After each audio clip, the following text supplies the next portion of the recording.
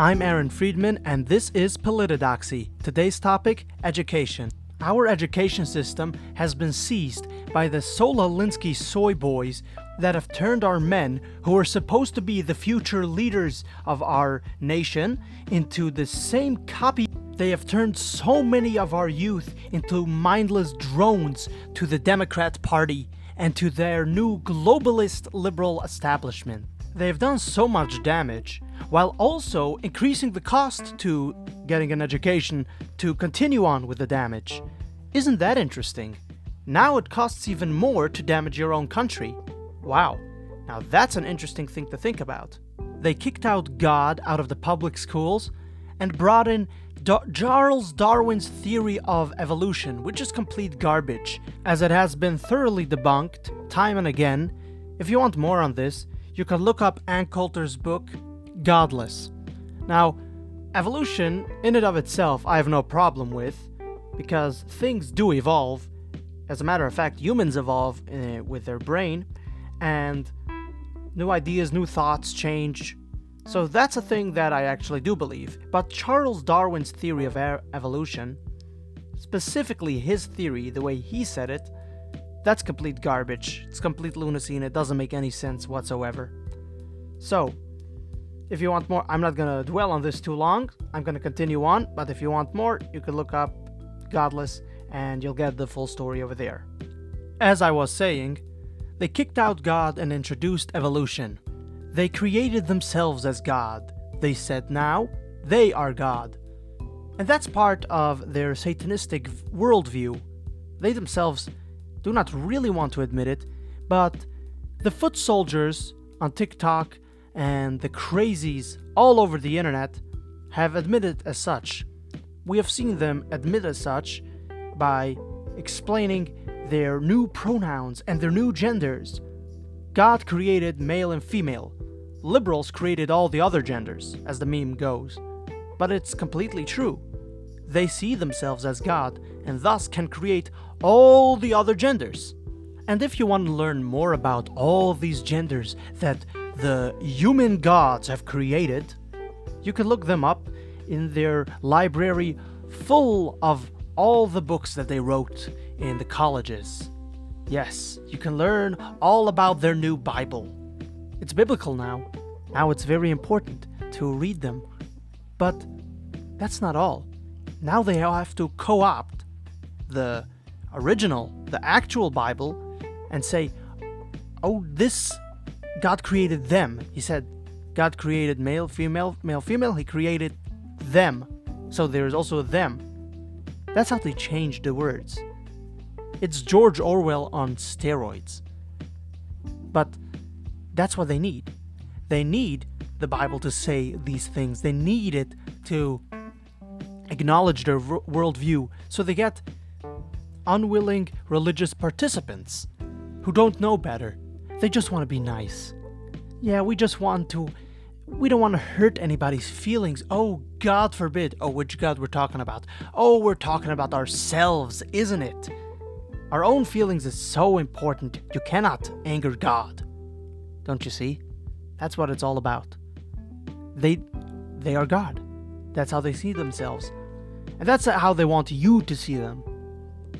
So, they created this new ideology, and now they're peddling it in the education system. Now, they have now increased the amount of money you have to give in order to get an education. A good education. You just want to be an engineer, maybe a doctor, maybe you want to do whatever thing you need to get into the right field. Oh, but now they're gonna offer you that, but you have to now learn about women's studies or this study, gender studies or whatever. What is this really about? Why do I need to learn this? Why? What does this have to do with anything about medical procedure? Oh, but you have to. Why? Because this is not really about getting a good education. What it's really about is getting the right people into the fields so they can continue on with the agenda. It's a virus. It's not only a mind virus, which of course it is, but not only that. It's a virus that not only replicates in the mind and reproduces in the mind, but it also reproduces and manifests itself here on our flesh and bone, on our literal bodies, turning people into the closest thing that could come to being a zombie. Blue hair with piercings and cutting off body parts. I mean, that's what it is. You can't really argue with that. That's how it is. It's zombie-like, and that's how it manifests itself.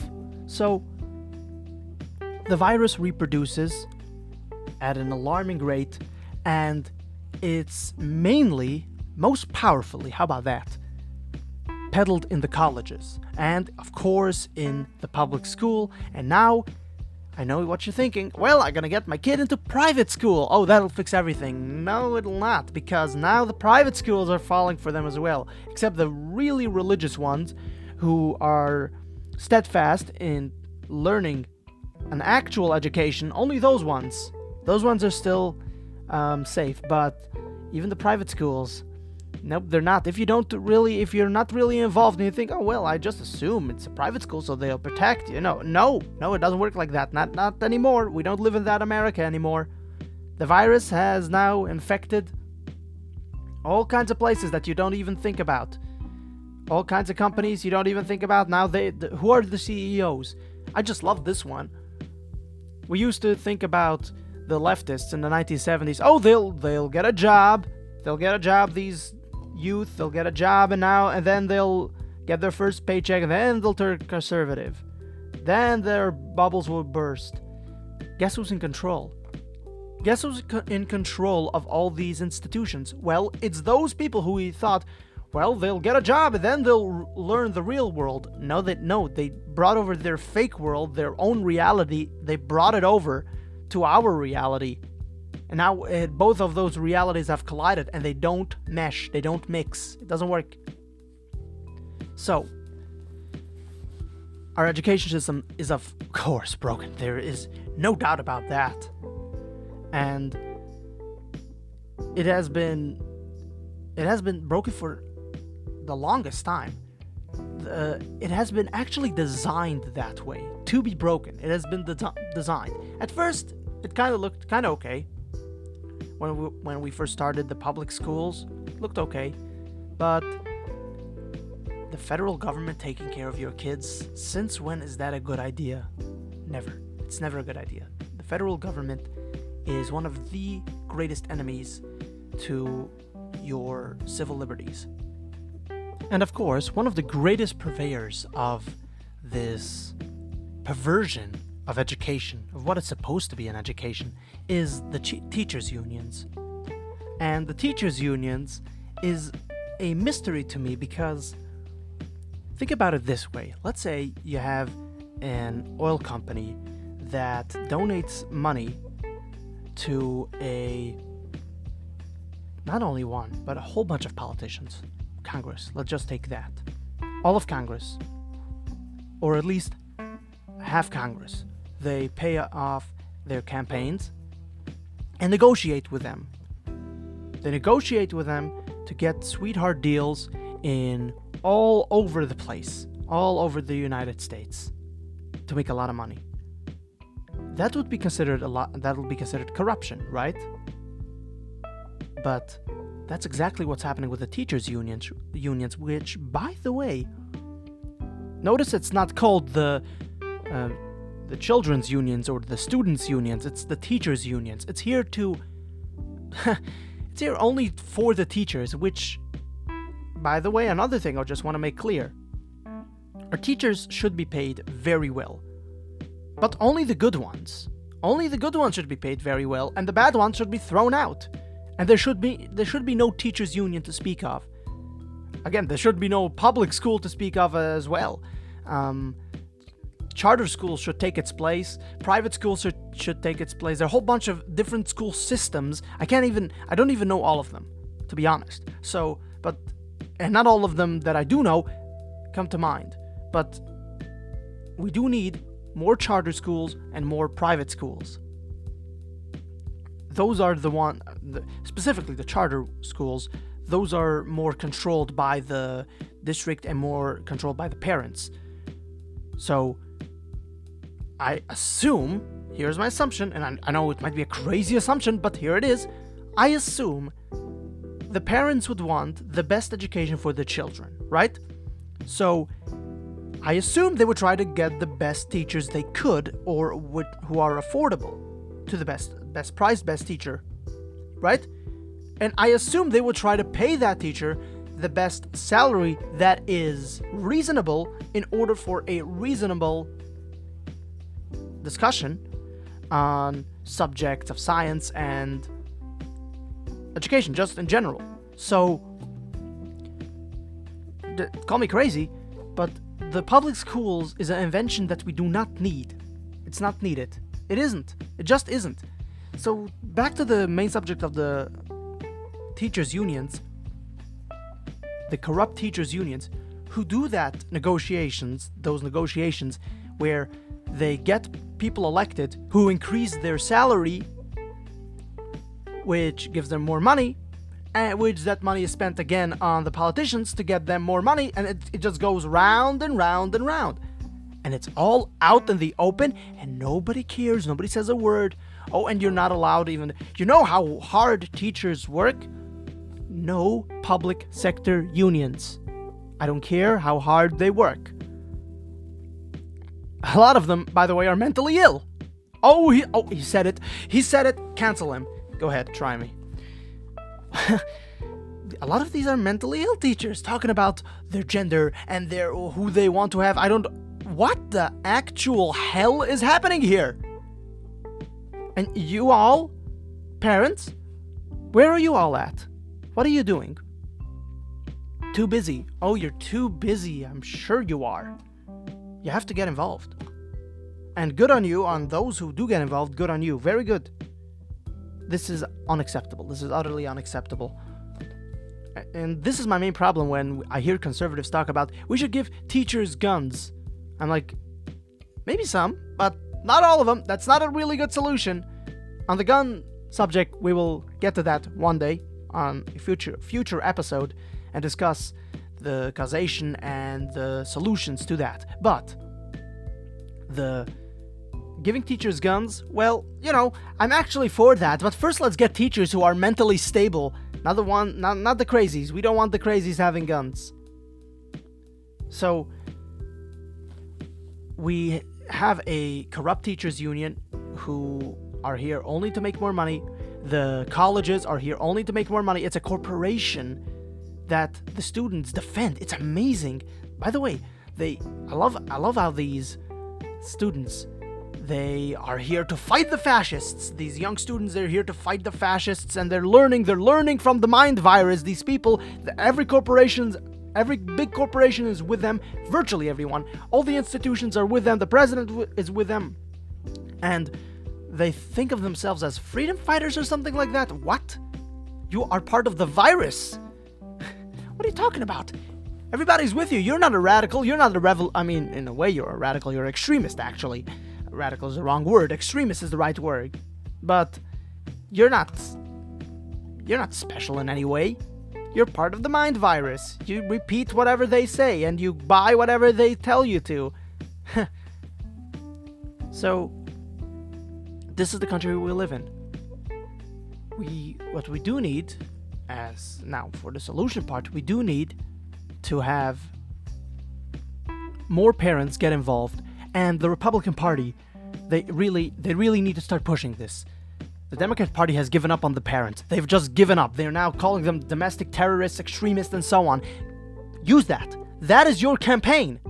On that issue. There are more issues, of course. Don't make one thing everything. But don't let this one thing fall don't drop the ball on this one. This is your campaign on that. You are going to create a new constituency of parents. The Democrats have created their own constituency of the criminals. They are the criminal party, full of criminals and for the criminals. But Republicans, you need to be the party of the parents and, of course, of the children. As Nancy Pelosi loves talking about, the children. I wonder how many children are shooting up drugs in her San Francisco right about now. I'm just wondering, just pointing that out for the children. Nancy Pelosi.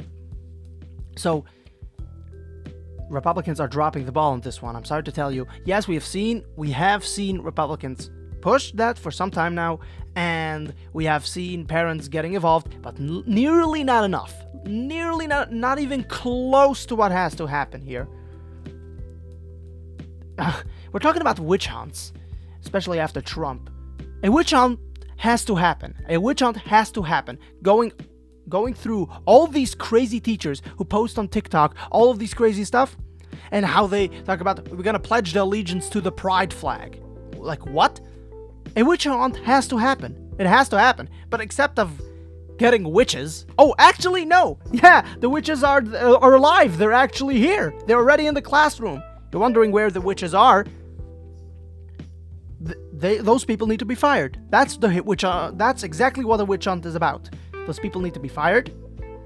And in some cases, maybe even tried for child abuse. Any parents out there who have such teachers? I think that there might be a solid case for that. Why are you quiet? That's the question. You gotta get more involved. And that is really the solution. First, the schools, and start pushing more school choice and get those parents on the school boards and get control. Because if you get control of the education, then you really get control of the culture, because that's what really molds the future of our generations. That's what really has to be taken care of. You don't really need Hollywood. You don't need the mainstream media. You don't need that. I know it sounds crazy. What do you mean we need to control the narrative? That's how you control the narrative. You control the narrative by getting the right people on the school boards. You control the narrative by getting these children to think critically. Don't you see? You could win the mainstream media, but if they don't believe you, then you have literally nothing. If they think critically, you have nothing. They can have Hollywood, they can have all of that, it doesn't matter. If we have critically thinking children, we have critically thinking young adults going into their 20s and starting to vote.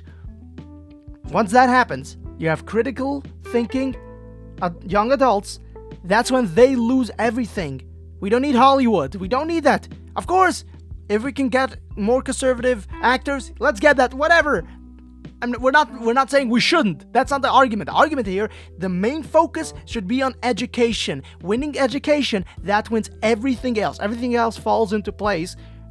You know, nothing's inevitable. Absolutely nothing is inevitable. But it is damn right important to get this one. If you don't have education, then you lose. You see exactly what has happened. You're wondering, why is all this agenda being pushed? Well, they have education. That's really it. I mean, of course, illegal aliens, we got that. We understand that. But even with the illegal aliens and all the amnesties and all of that, even if they got all of that, but if they didn't have education, they would be losing right now. They would be losing tremendously. They would, as a matter of fact, if it weren't for that, if we had an educated populace, we wouldn't have illegal immigration, because we would understand that we need to have a border wall. We would understand that we are a nation state. We need to have a border wall. We need to be able to protect ourselves. We would understand all the principles that the Founding Fathers have laid out for us, what we need to do. We would understand this and we would implement that in the most effective way possible. But what happened is they want the education. That's all there is to it. Again, nothing is inevitable. But with good work, we can make things happen. So, we need more parents on the school boards. We need more parents, by the way, not only on the school boards and those parents who homeschool their children. That's good. That's all fine and well. But not only that, also the parents need to also become teachers to an extent. Actually, you could take that to the extent all the way.